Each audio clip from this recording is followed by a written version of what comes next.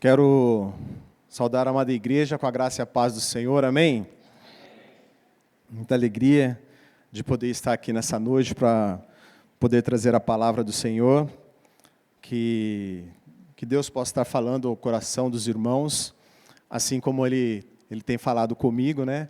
E agora é a oportunidade que eu tenho de compartilhar com os irmãos. Eu peço que os irmãos abram as suas Bíblias no livro do profeta Daniel.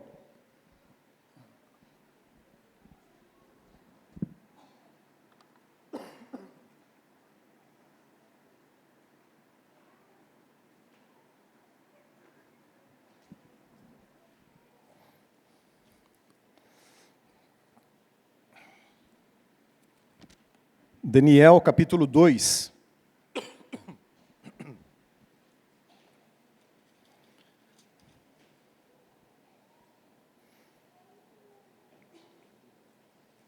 Do verso 1 até o verso 23. Esse é o texto que nós iremos expor nessa noite. Daniel, capítulo 2, de 1 a 23. Amém? No segundo ano do reinado de Nabucodonosor, teve este um sonho, o seu espírito se perturbou e passou-se-lhe o sono. Então, o rei mandou chamar os magos, os encantadores, os feiticeiros, os caldeus, para que declarassem ao rei quais lhe foram os sonhos. Eles vieram e se apresentaram diante do rei. Disse-lhes o rei: tive um sonho, e para sabê-lo está perturbado o meu espírito. Os caldeus disseram ao rei em aramaico: ó rei, vive eternamente. Dize o sonho aos teus servos, e nós daremos a interpretação. Respondeu o rei e disse aos caldeus: uma coisa é certa, se não me fizerdes saber o sonho e a sua interpretação, sereis despedaçados, e as vossas casas serão feitas monturo. Mas se me declarardes o sonho e a sua interpretação, recebereis de mim dádivas, prêmios e grandes honras. Portanto, declarai-me o sonho e a sua interpretação. Responderam segunda vez e disseram: diga ao rei o sonho aos seus servos, e lhe daremos a interpretação. Tornou o rei e disse: bem percebo que vocês querem ganhar tempo, porque vedes que o que eu disse já está resolvido. Isto é, se não me fazeis saber o sonho, uma só sentença será a vossa. Pois vocês combinaram palavras mentirosas e perversas para as proferirdes na minha presença, até que eu mude a situação. Portanto, dizei-me o sonho e saberei que podeis dar-lhe a interpretação. Responderam os caldeus na presença do rei e disseram: não há mortal sobre a terra que possa revelar o que o rei exige, pois jamais houve rei, por grande ou poderoso que tivesse sido, que exigisse semelhante coisa de algum mago ou encantador ou caldeu. A coisa que o rei exige é difícil, e ninguém há que possa revelar diante do rei, senão os deuses. Mas estes não moram entre os homens. Então o rei muito se irou e enfureceu, e ordenou que matassem todos os sábios da Babilônia. Saiu o decreto segundo o qual deviam ser mortos os sábios, e buscaram a Daniel e aos seus companheiros para que eles fossem mortos. Então Daniel falou avisada e prudentemente a Arioque, chefe da guarda do rei, que tinha saído para matar os sábios da Babilônia. E disse a Arioque, encarregado do rei: por que é tão severo esse mandato do rei? Então Arioque explicou o caso a Daniel. Foi então Daniel ter com o rei e lhe pediu que designasse um tempo, e ele lhe revelaria a interpretação. Então Daniel foi para casa, fez saber o caso a Ananias, Misael e Azarias, seus companheiros, para que pedissem misericórdia ao Deus do céu sobre este mistério, a fim de que Daniel e seus companheiros não perecessem com o resto dos sábios da Babilônia. Então foi revelado o mistério a Daniel numa visão de noite.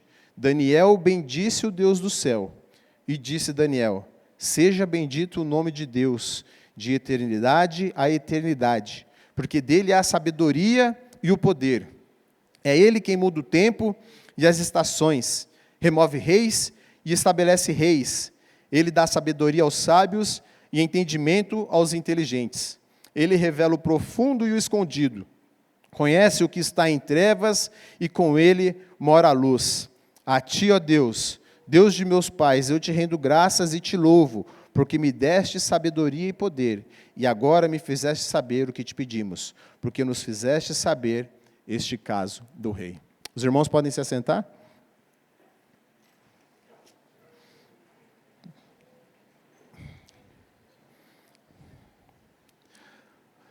Não é novidade para ninguém que a sociedade em que nós estamos inseridos, ela está numa profunda crise. Ela está numa crise política, ela vive uma crise financeira, vive uma crise social, vive uma crise familiar, vivemos uma crise na educação. Num mundo com tantas demandas, com tantas coisas a serem resolvidas, com tantas coisas que está acabando conosco, a quem nós devemos recorrer? Onde está o nosso amparo? Onde nós seremos acolhidos? Há umas 2 semanas, uma semana atrás, o pastor ele colocou no nosso grupo da igreja um texto, né, de Felipe Café, que dizia o seguinte: antigamente os pastores eram chamados médicos das almas. Nós não sabemos todas as soluções para a cura da alma, mas sabemos onde está a solução. É interessante que ele colocou antigamente. Quando ele usa essa expressão antigamente, é porque hoje não é mais assim. Antigamente, quando as pessoas tinham as suas dificuldades, viviam as suas angústias, elas procuravam um sacerdote para se aconselhar. O que eu devo fazer?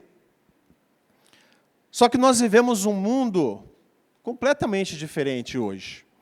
O mundo que nós estamos inseridos hoje é um mundo em que as nossas demandas estão sendo respondidas por coaches, por influencers. E vira e mexe nós nos pegamos em conversas com outros amigos, até mesmo com irmãos, e nós falamos: a fulano de tal, eu sei quem é, eu sigo ele. Fulano de tal, eu sei quem é, o cara é bom, hein? O cara fala uns negócios lá da hora. E aí, a população, ela está inserida nesse meio. As suas dúvidas, as suas angústias, os coaches têm a resposta para eles. E eles seguem à risca. Não sei se vocês conseguiram pegar o código. E aí,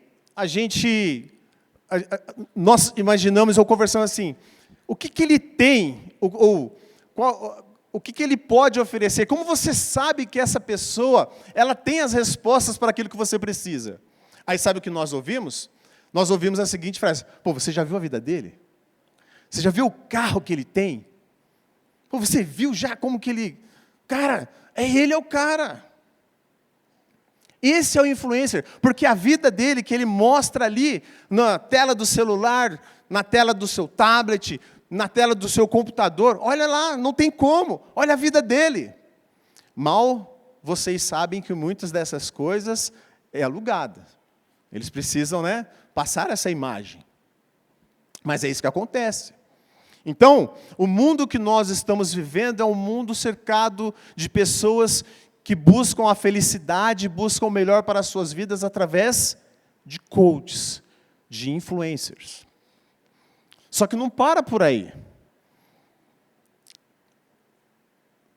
Temos os coaches. Só que hoje nós temos um artifício a mais. Hoje nós temos a inteligência artificial. Não sei quantos aqui já experimentaram a inteligência artificial. Já tiveram acesso a ela. A mais conhecida é o ChatGPT. Quantos aqui já ouviram falar de ChatGPT? Levanta a mão. Beleza. Chega. Isso mesmo, pelo menos 90% das pessoas aqui já ouviram falar. Quantos aqui já fizeram uso do ChatGPT? 60%. Legal. ChatGPT é muito bom, não é verdade? Você tem as suas demandas, você tem as suas dúvidas, as suas questões, e você pergunta para ele. Ele responde. E bem. e bem. Eu estou fazendo um curso técnico, e no meio da molecada, né? Eu já veterano, tem a molecada, e tem alguns exercícios ou tarefas que são nos dadas, tem algumas matérias que são online, e eles, na maior naturalidade, Julião, o ChatGPT está aí para isso, não se preocupa não, fica bom. E aí os professores, já sabendo como que é, olha, não vale ChatGPT, porque fica tão bom que o professor fala, não foi você que fez. É verdade. Não pode ter sido você, porque é muito bom. Esses dias eu fiz um teste no ChatGPT. Falei, será que ele é bom mesmo? Vamos ver. Eu vou me aconselhar com ele. E ele é bom. Ele usou os textos bons, pastor. Ele fez citações relevantes e interessantes. Eu falei, para ficar melhor, faz uma oração por mim. Ele fez. Eu não acreditei. Falei, cara, que mundo que a gente vive. Aonde que a gente vai parar? Nos momentos de angústias, a quem você tem recorrido? São tantos recursos, tantas coisas que estão disponíveis, mas por que nós ainda vivemos assim? Por que nós temos tantas demandas, se nós temos tantas coisas, se nós temos tantos meios para nós buscarmos resposta? Por quê? Se você é de anotar, anota aí. As demandas da criação não podem ser respondidas pela criação, mas pelo Criador. As demandas da criação, elas não podem ser respondidas pela criação, mas pelo Criador. Porque foi Paulo que escreveu para nós lá em Romanos capítulo 3, verso 10, que ele diz assim para nós, não há um justo sequer, não há quem entenda e não há quem busque a Deus. Existem tantas demandas porque as pessoas não buscam no lugar certo, na pessoa certa, naquele que realmente tem as respostas para as nossas demandas. E aí, o tema que eu quero propor para vocês essa noite, que nós queremos refletir é: Deus é o refúgio para todas as demandas que nós possamos ter. Deus é o refúgio para todas as demandas que possamos ter. O capítulo 2 de Daniel, a gente vê, nós já falamos sobre o capítulo 1, há um tempo atrás, e o capítulo 2 agora, ele começa com o rei Nabucodonosor tendo um sonho. E ele teve um sonho, esse sonho deixou ele muito perturbado. Ele falou, nossa, sabe aquele dia que você vai dormir, não consegue dormir e tal, e você acorda no meio da noite, está ali, o que está acontecendo, o que será?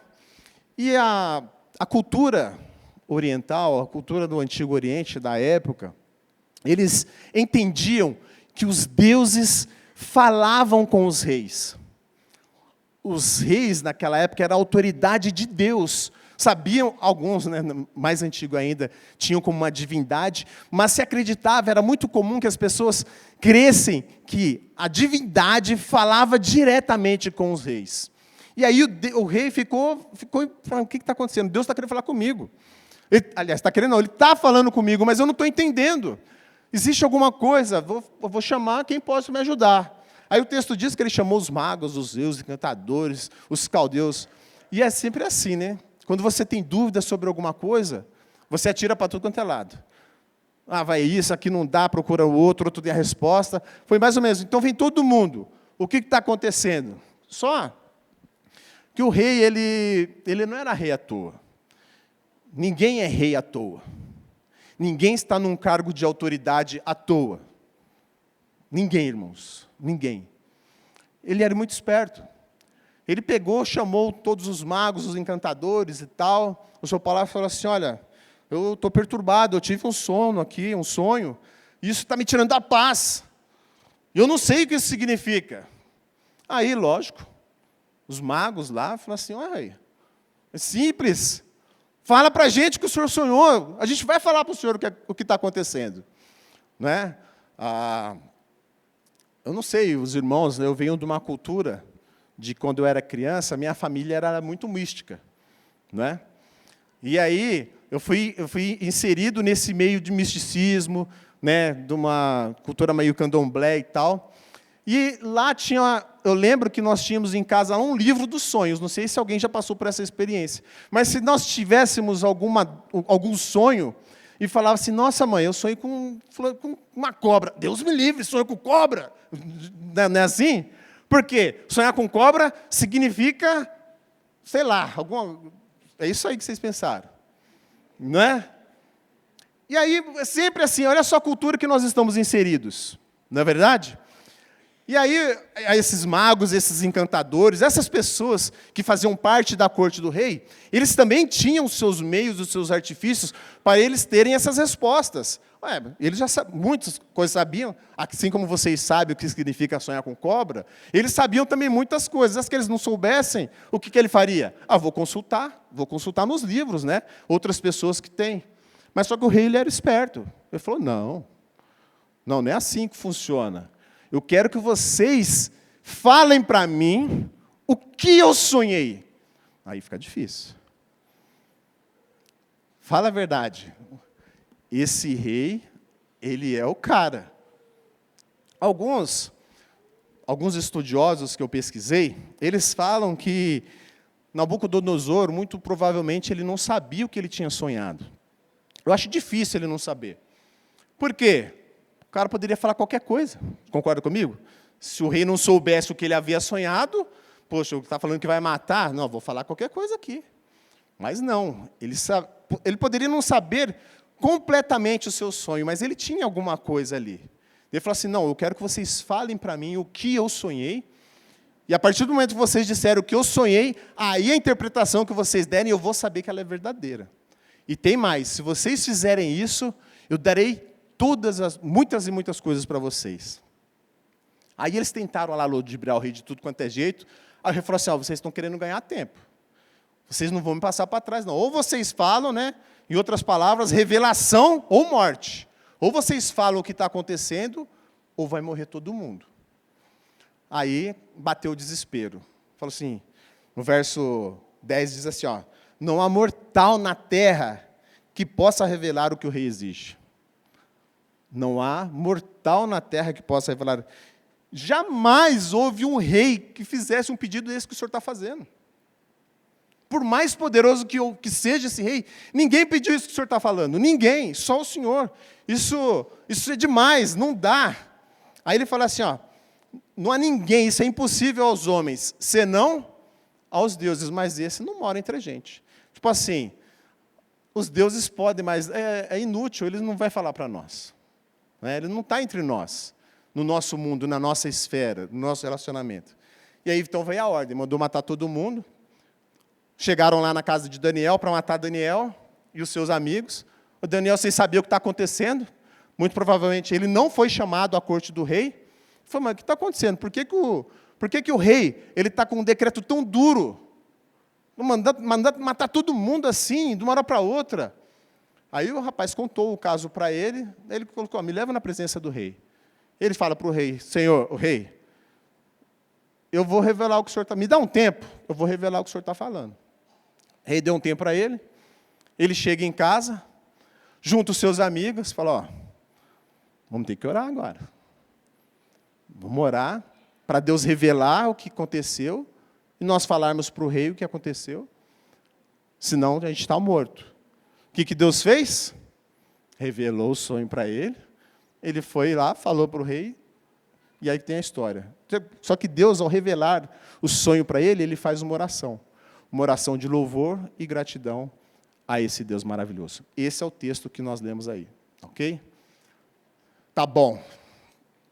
E aí, o que isso tem a ver conosco? Eu falei para vocês que Deus é o refúgio para todas as demandas que nós possamos ter. Tem pelo menos 3 verdades que eu queria colocar, que nós pensássemos nessa noite sobre esse texto. A primeira ele é o nosso refúgio para todas as demandas, porque o nosso Deus, ele é um Deus presente. O nosso Deus, o Deus eterno, o Deus criador de todas as coisas, o único Deus que existe, ele é um Deus presente. Porque ali no verso 10, os magos, os encantadores, eles até tinham em mente que os deuses poderiam revelar. Eles até sabiam, o que o Senhor está pedindo é difícil demais para nós. Nós, meros mortais, nós não temos essa capacidade. Os deuses podem, mas os deuses não estão entre nós.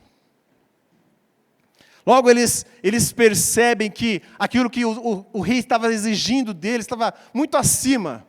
Não era para qualquer um, era somente Deus. Só que o entendimento que eles tinham de deuses ou Deus é o entendimento de que Deus está longe, de que Deus não está presente, que Deus não vive no meio do seu povo, que Deus não se relaciona. E esse é o conceito que eu quero lembrar com os irmãos nessa noite.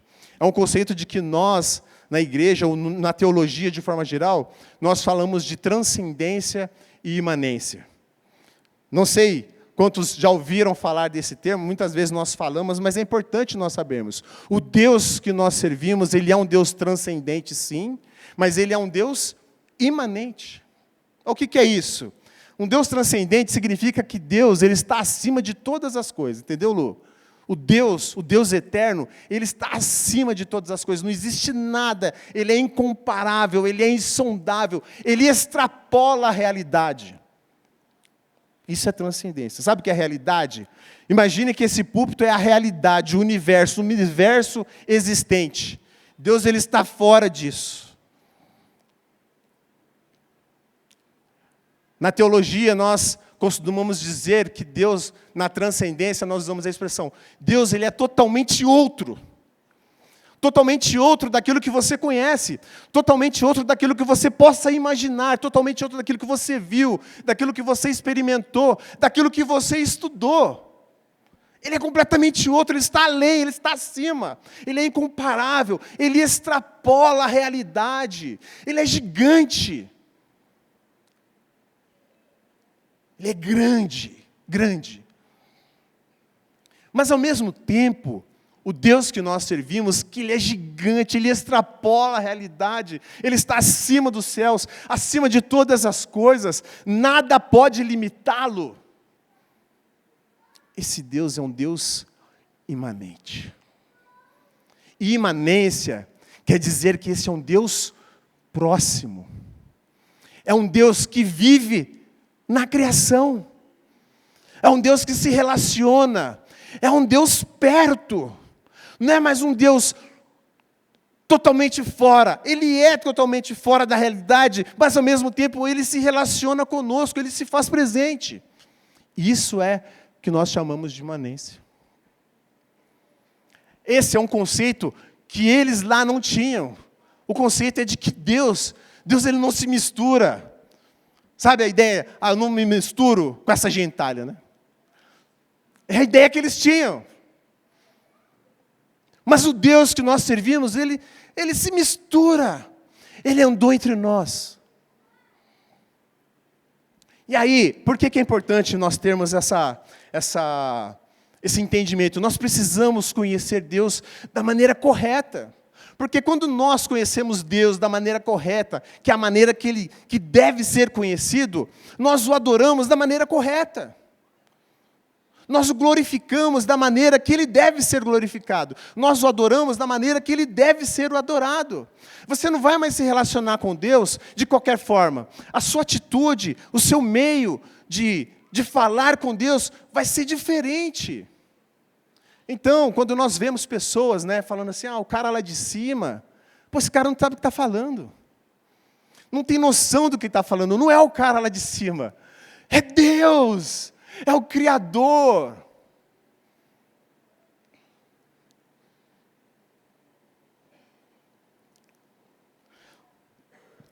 Nós sabermos sobre a transcendência e imanência de Deus, nós nos inclina a cantar verdadeiramente aquele cântico, Deus grande. Tua glória enche a terra, tua glória enche o céu. Carol, eu não sou cantor, tá? Você está cantando sobre a transcendência de Deus. E aí você está entendendo o que você está cantando. Você não está mais cantando da boca para fora. Porque agora você entende que nosso Deus é um Deus grande, gigante, que extrapola toda essa realidade. Você cantará agora com mais convicção, com mais alegria no coração. Mas, ao mesmo tempo, nosso Deus, Ele é um Deus imanente. E aí nós cantamos, és Deus de perto. Aí, só que aquela música está errada. A música do altar lá. Né? Na música diz, és Deus de perto e não de longe. Não é isso, Carol? És Deus de perto e não de longe. Só que Jeremias 23, 23, se vocês abrirem lá, diz, és Deus de perto e também de longe. Então nós podemos melhorar a letra. Vamos cantar correto. Não precisa parar de cantar, mas nós podemos cantar correto. És Deus de perto e também Deus de longe. Porque Ele é um Deus imanente, é um Deus que está próximo, está junto de nós, a quem nós podemos recorrer. Sabemos que Ele está atento às nossas orações, sabemos que Ele está atento àquilo que a gente está passando, mas Ele também é um Deus gigante. É um Deus que extrapola toda a realidade.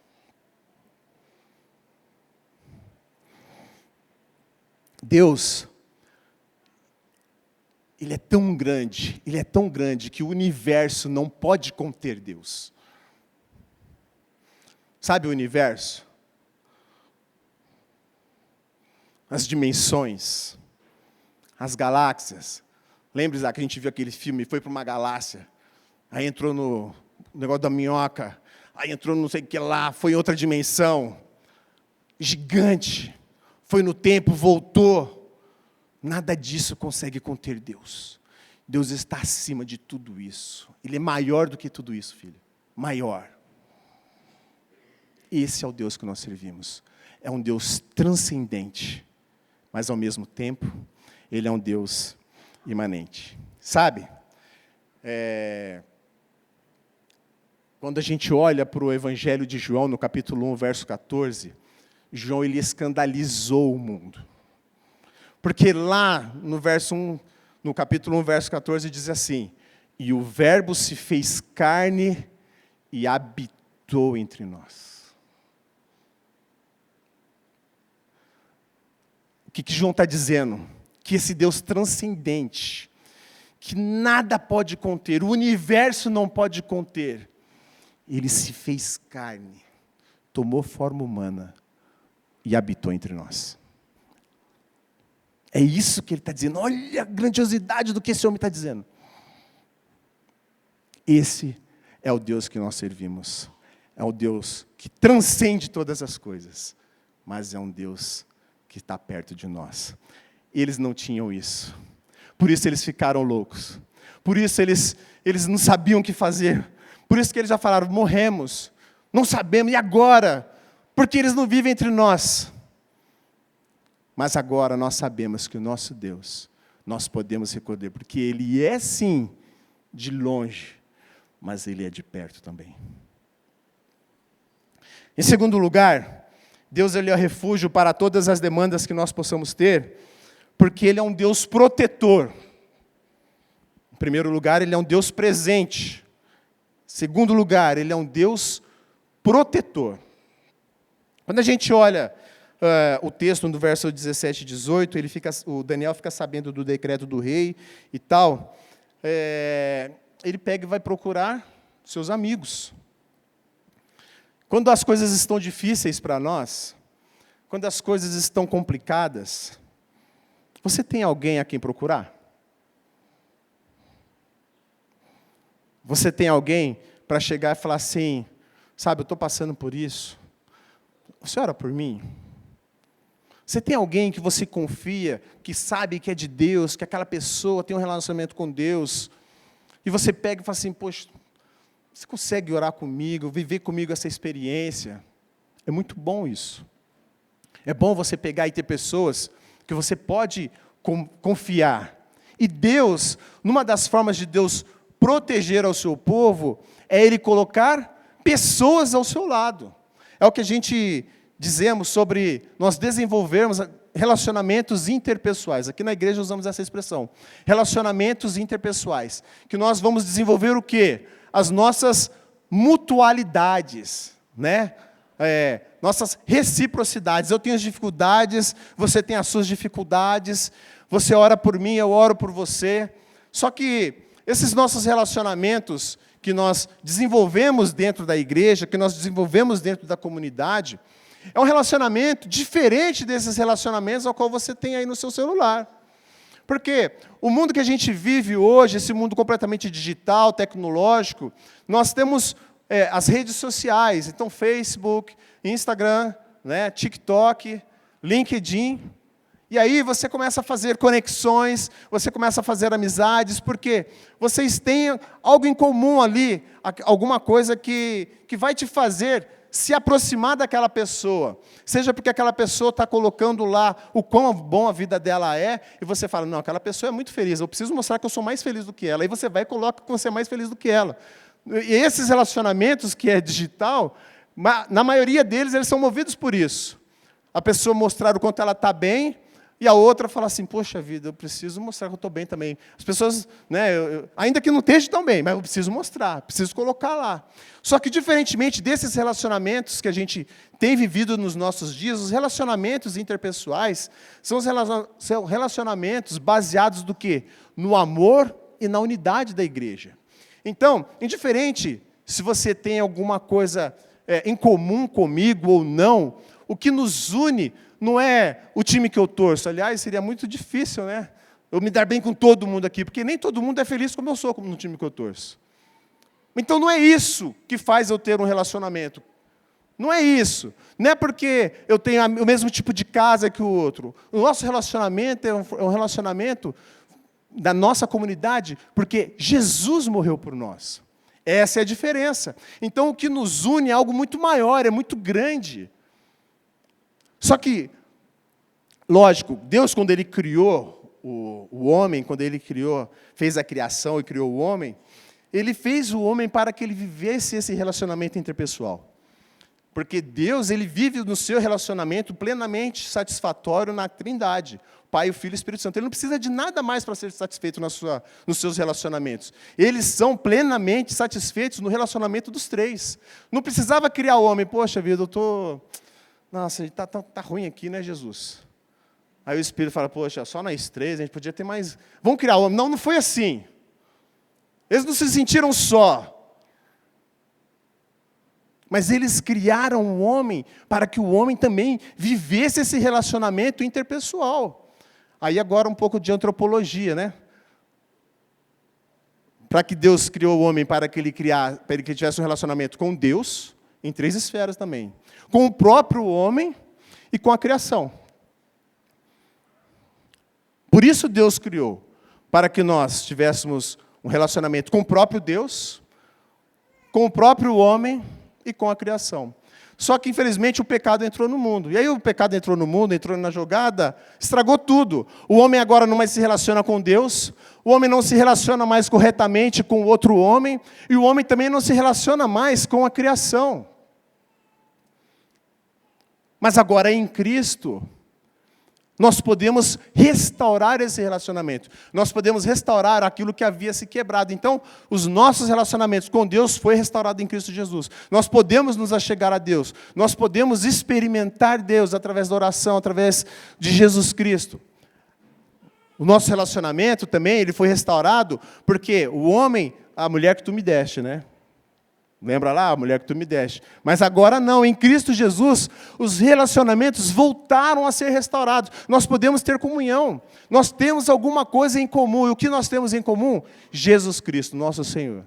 E é Ele que nos inclina a vivermos essa unidade. É Ele que nos inclina a vivermos essa mutualidade, de dizermos uns para os outros aquilo que nós estamos passando. Então, diante das dificuldades que nós temos, que nós vivemos no nosso dia a dia, nós temos pessoas que Deus colocou em nossas vidas, a igreja, a comunidade a qual nós somos inseridos, para o quê? Para nos orientar, para nos instruir, para estar junto conosco, pessoas que nós podemos confiar, que nós podemos falar, que nós podemos viver uma experiência amorosa, de amizade, de irmão. Porque esse relacionamento interpessoal, ele foi restaurado. Restaurado em Cristo Jesus. Lá em Provérbios, capítulo 18, verso 1, diz assim: o solitário busca o seu próprio interesse e se opõe à verdadeira sabedoria. Se você vive uma vida solitária, alguma coisa está de errado com você, irmão. Alguma coisa está errada. Porque nós precisamos viver em comunidade. Nós precisamos um do outro. Há muito tempo atrás, existia um cânticozinho, né? Eu preciso de você, você precisa de mim. Lembram desse cântico? Não. Não lembro, né? Eu não sou muito mais velho que vocês, não. Mas tinha. A gente cantava. Por quê? Porque nós temos Cristo. Então nós podemos recorrer aos outros irmãos da nossa comunidade. Mas Deus ele é protetor, não somente porque Ele coloca pessoas em nossas vidas, porque Ele nos inseriu numa comunidade da igreja, mas porque a proteção faz parte do caráter de Deus. E aqui é o ponto que eu quero chamar a atenção dos irmãos. A proteção faz parte do caráter de Deus. Quando Daniel vai recorrer aos irmãos e aos amigos, e eles falam assim, precisamos orar, ele fala um tema específico da oração. Ele fala assim, vamos orar pelas misericórdias de Deus. Esse é o tema da oração.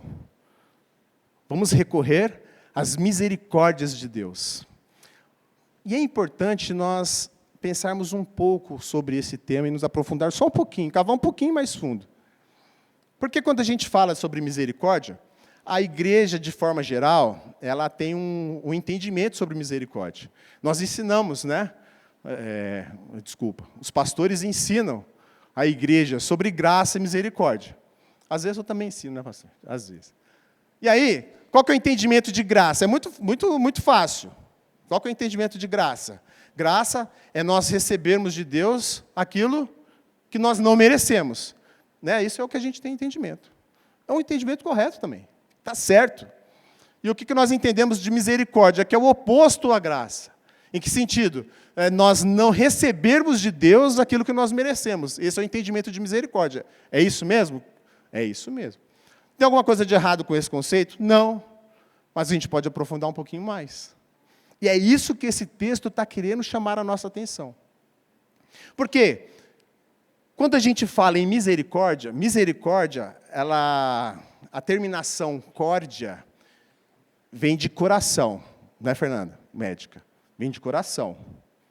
E aí o entendimento romano sobre misericórdia é que esse sentimento de misericórdia, ele provém do coração.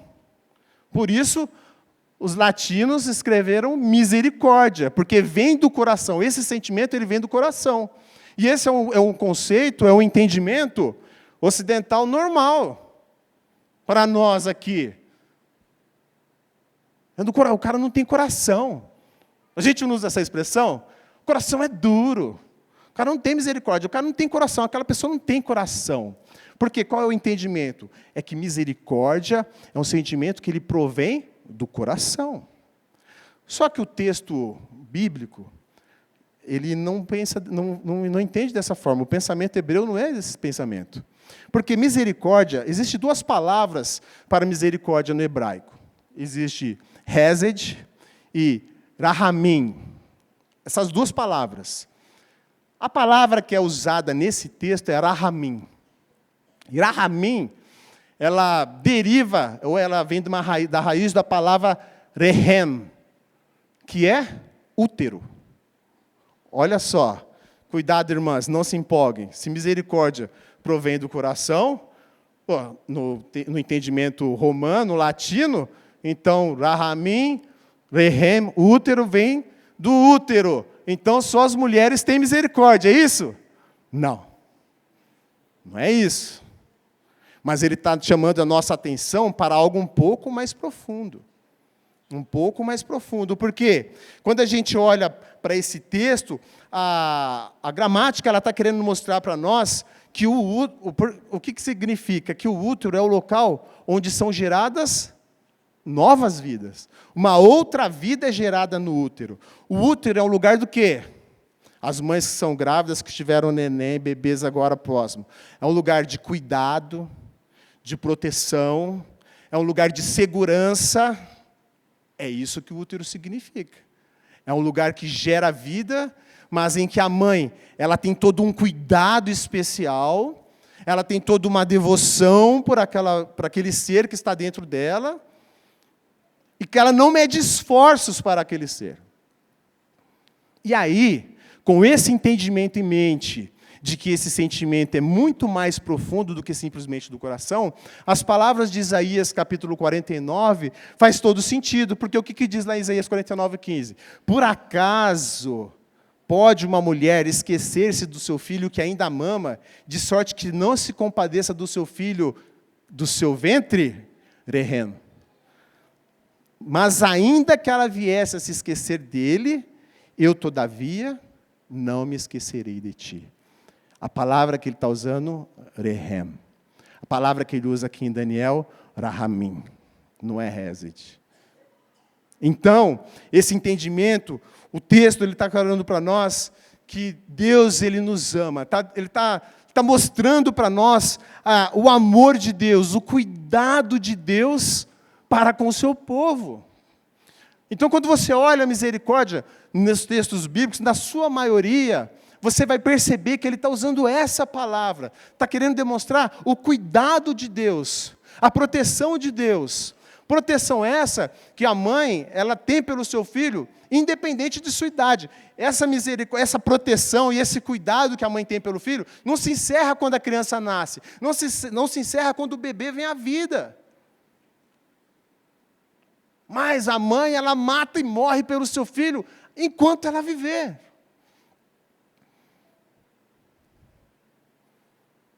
Esse é o sentimento que Deus tem por nós. O sentimento de amor, de cuidado, de proteção. Então, quando Daniel e seus amigos recorrem a Deus por misericórdia, eles estão recorrendo a Deus, buscando o seu cuidado. Senhor, cuida de nós. Senhor, diante disso que está acontecendo, desse rei maluco que está querendo matar todo mundo com essa loucura, proteja-nos. Essa é a oração deles. Então, não tem nada de errado aquele primeiro conceito de misericórdia, está tudo certo. Mas a gente pode se aprofundar um pouco mais e entender que misericórdia é o cuidado de Deus. Deus nos ama, é isso que significa. É isso que esse texto está querendo dizer para nós. Senhor, cuida de nós. Cuida de nós. Esse era o tema da oração de Daniel e daqueles amigos. Mas em terceiro lugar, Deus é refúgio para todas as demandas que nós possamos ter, porque Deus ele tem um propósito. Então Deus é um Deus presente, Deus é um Deus protetor, mas ao mesmo tempo Deus ele tem um propósito. Muitas das vezes a gente cai naquela situação de nós falarmos para Deus, por que eu? Por que está acontecendo isso comigo? Por que eu estou passando por isso? Por que eu estou tendo essa experiência? Por que eu estou vivendo isso? Sabe, uma das vezes, eu passando numa situação difícil, falaram para mim assim, Deus tem um propósito. Ele fala assim, né? Qual é o propósito? Deus quer ser conhecido. Deus quer ser conhecido, meus irmãos. Coloca isso, o propósito de Deus. Ele quer ser conhecido. Porque quando nós conhecemos a Deus, nós o adoramos e o glorificamos por aquilo que Ele é. Ninguém vai adorar aquilo que Ele não conhece. Ninguém vai glorificar aquilo que não conhece. Agora, se você conhecer a Deus, você vai glorificar a Deus. O livro de Daniel, do capítulo 2 até o capítulo 7, ele foi escrito em aramaico. Do capítulo 2 ao capítulo 7 de Daniel, ele foi escrito em aramaico. São poucos os textos que são escritos em aramaico. Alguns textos em Esdras, um versículo em Jeremias, um versículo em Gênesis. E agora aqui em Daniel é a porção da Bíblia onde tem mais textos escritos em aramaico. São 6 capítulos. Muito provavelmente, porque ao escrever em aramaico, Daniel ele tinha um propósito em mente. Que tudo aquilo que está sendo descrito nesses capítulos tem a ver com as nações gentílicas da época. Então era um texto que poderia circular facilmente entre todas as nações ali, porque eles falavam aramaico, e aquilo que estava sendo escrito ali tem a ver com eles. Do capítulo 8 para frente, já está em hebraico novamente, porque são textos específicos à nação de Israel.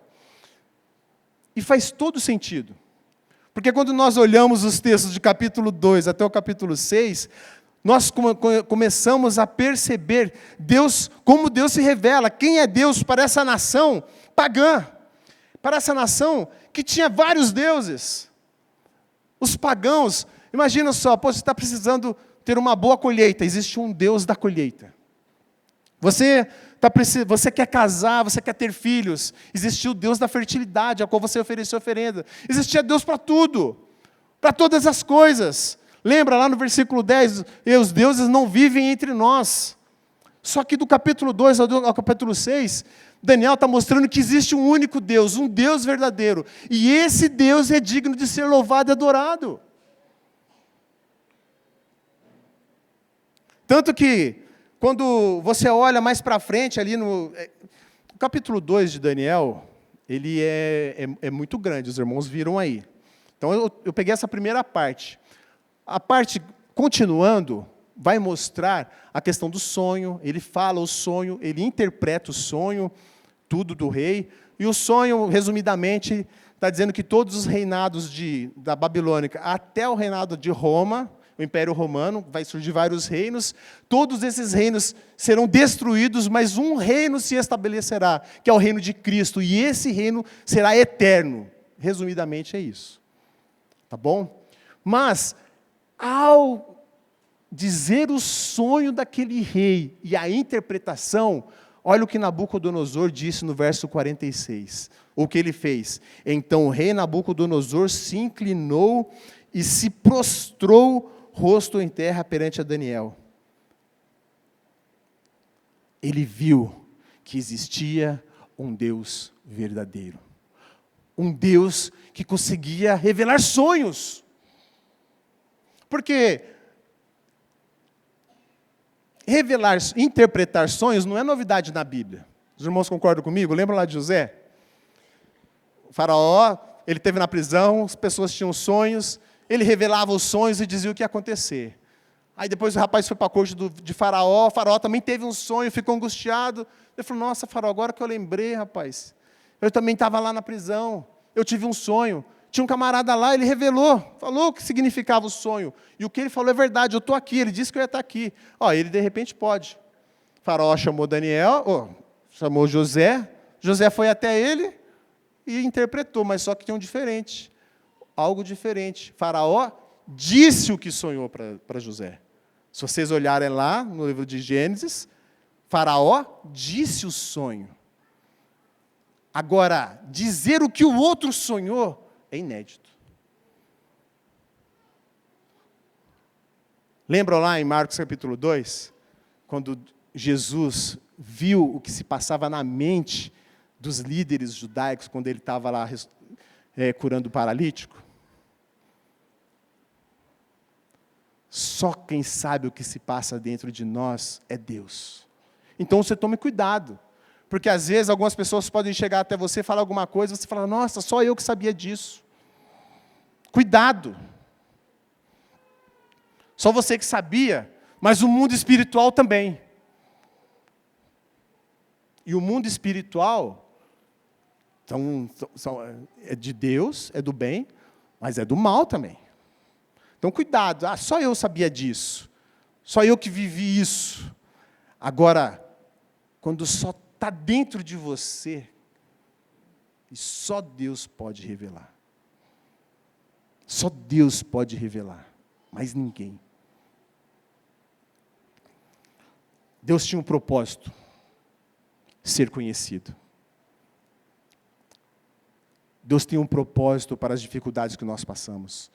nós conhecermos Ele verdadeiramente como Ele é. Quem é Ele? O que Ele faz? Porque nós conhecendo a Deus como verdadeiramente Ele é, nós o glorificamos da maneira como Ele merece ser glorificado. Deus é um Deus grande, irmãos. Deus, Ele é um Deus superior. Deus é um Deus que extrapola toda a realidade. Mas Deus é um Deus também perto. Deus é um Deus que está atento à dificuldade que você tem passado, irmão. Deus, Ele não está alheio à sua dificuldade, à sua dor. Ele é um Deus próximo, é um Deus presente. Mas Deus também é um Deus protetor. Ele cuida de nós. Ele põe pessoas em nossas vidas. Ele cuida de nós. Seu objetivo? Ele quer ser conhecido verdadeiramente. Ele quer ser adorado. Mas aí, pode ser que tenha alguém aqui que ainda não conhece o Deus. Pode ser que tenha alguém aqui que ainda não tem essa experiência. E aí entendeu, sabe? Você entendeu que existe um Deus único e verdadeiro. Você pode ter entendido que esse Deus é um Deus grande, que extrapola todas as coisas e que nada se compara, que esse é um Deus de perto. Mas você também reconheceu que você não tem condições de chegar até esse Deus. Você reconheceu que a vida, quando você olha para você e fala assim, não é possível, Deus, eu estou muito mal. Sabe aquele negócio, poxa, eu vou melhorar primeiro? Você reconhece que você não tem condições nenhuma de se chegar diante de Deus. As pessoas usam assim, Deus não quer me ver nem pintado de ouro. É verdade. Como pecadores que somos, como homens maus, nem pintado de ouro, mas lavado pelo sangue de Jesus. Pelo sangue de Jesus, nós temos a possibilidade de nos achegar a esse dia.